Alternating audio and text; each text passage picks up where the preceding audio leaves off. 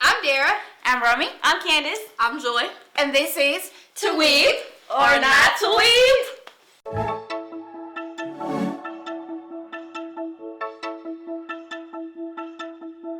This decade changed everything on the anime game.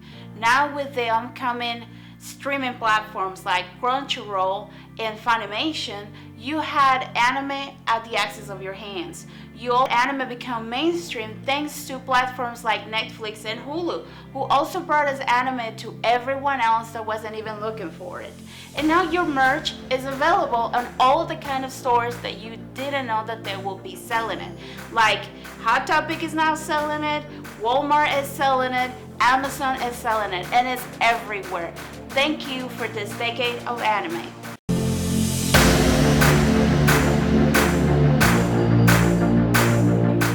So my experience was non-existent. I was not into anime at all. It never really piqued my interest. But what I considered anime, which everybody was telling me is considered Americanized anime, was Naruto and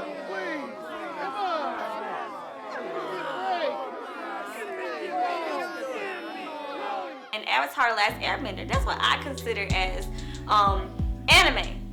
So I recently just learned that the Boondocks was anime, and to be honest, I really couldn't understand why, because they had the same type of drawing styles. So why is it that Avatar: The Last Airbender isn't considered anime and Boondocks is?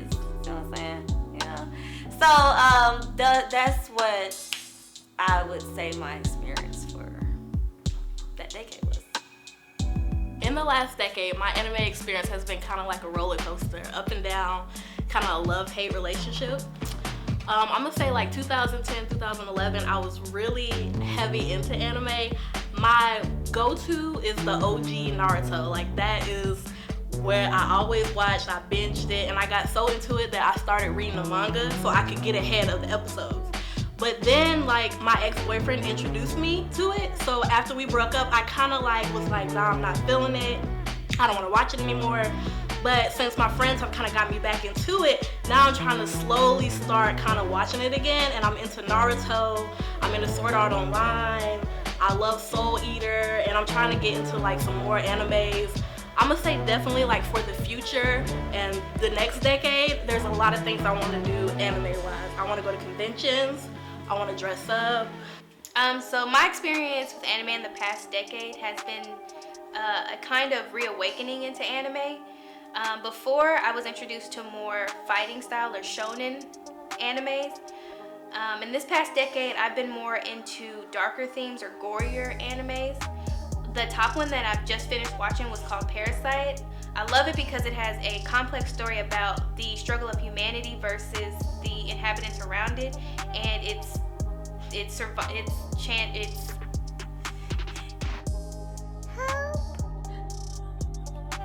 strive to survive, and I just thought it was a beautifully told story. It starts off with a slice of life type of anime, which is basically, it starts off like a regular anime, but then it turns into a darker themed anime and more mature themed anime. The second one after that, I would have to say, is Tokyo Ghoul. Tokyo Ghoul is one of those animes that I feel like is a love or hate, especially because of the third season.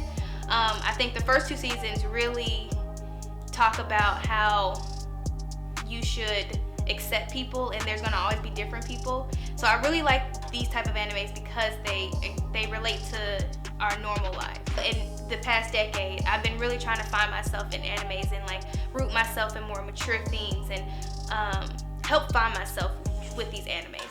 This last decade was the best decade to be an otaku. We got all the nostalgia animes back. We got Dragon Ball Z back with the Dragon Ball Super series and all the movies like Dragon Ball Super, the Gods, and also Broly. We also got animes like Clear Card, Sakura Card Captors. We got Saint Seiya. We got Neon Genesis Evangelion. Thank you, Netflix. And also we got amazing animation. Demon Slayer broke the internet this year with their episode 19. Twitter just went crazy with the animation of that battle. You also got One Punch Man, which was a satire on the superhero genre. And we got amazing stories animated in a beautiful way. We got Violet Evergarden, Your Name, A Silent Voice, July and April. Stories that I really recommend you to go back and watch, but also with a box of tissues. So that was it for the decade.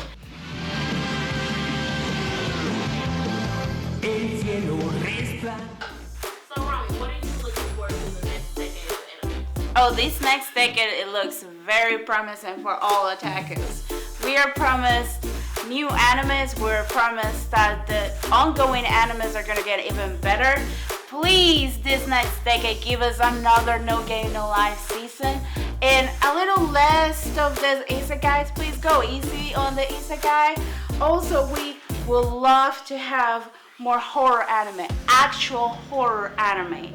And the Gundams, you did great on this last series, but we want even more.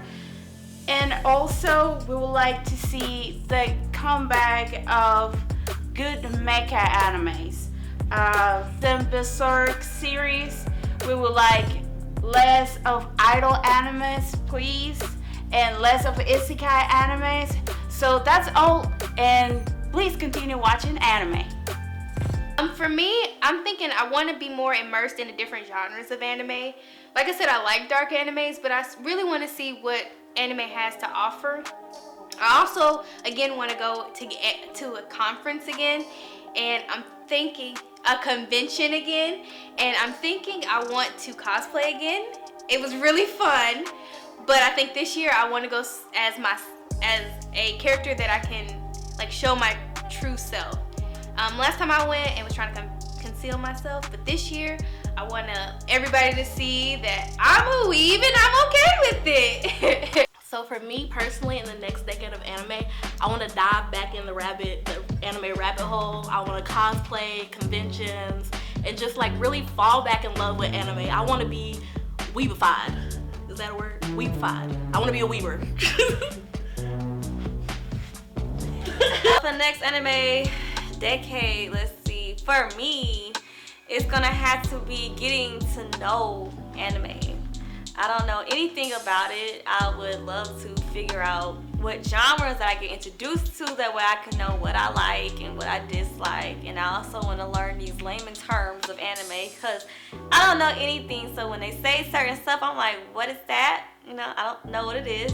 So that's my future for the next decade. Getting to know the anime culture, getting to know these different types of slangs that's used, and getting to know what I get introduced to where I like anime.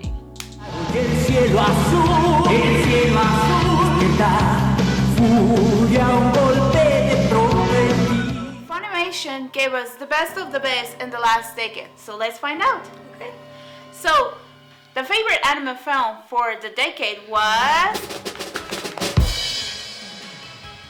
Your Name.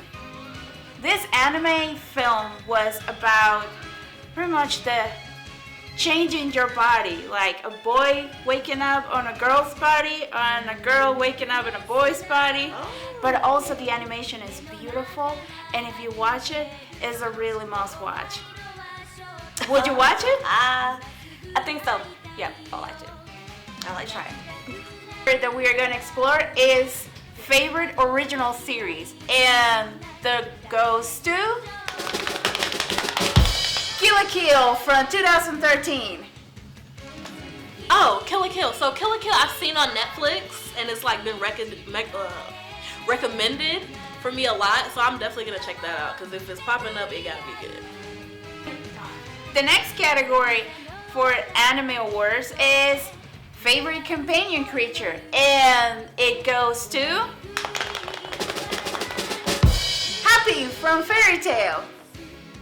Actually watch Fairy Tail, but I'm thinking about it just because I watched Hunter x Hunter. So I'm like, maybe I'll give it a try. And Happy looks really cute, I'm not gonna lie.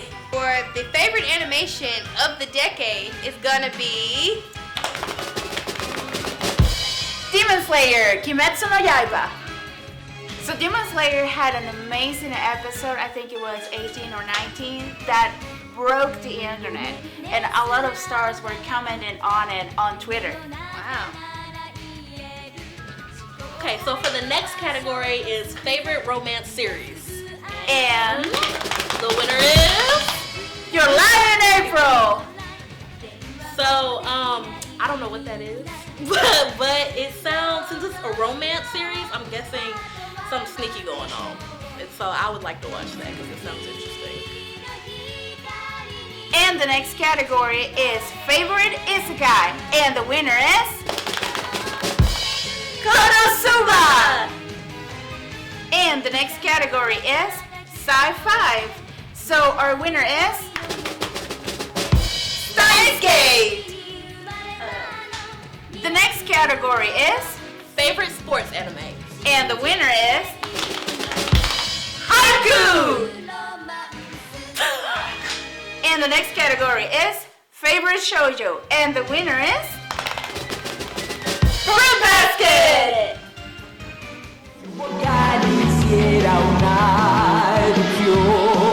Cheers to another great decade of anime! Woo! Oh.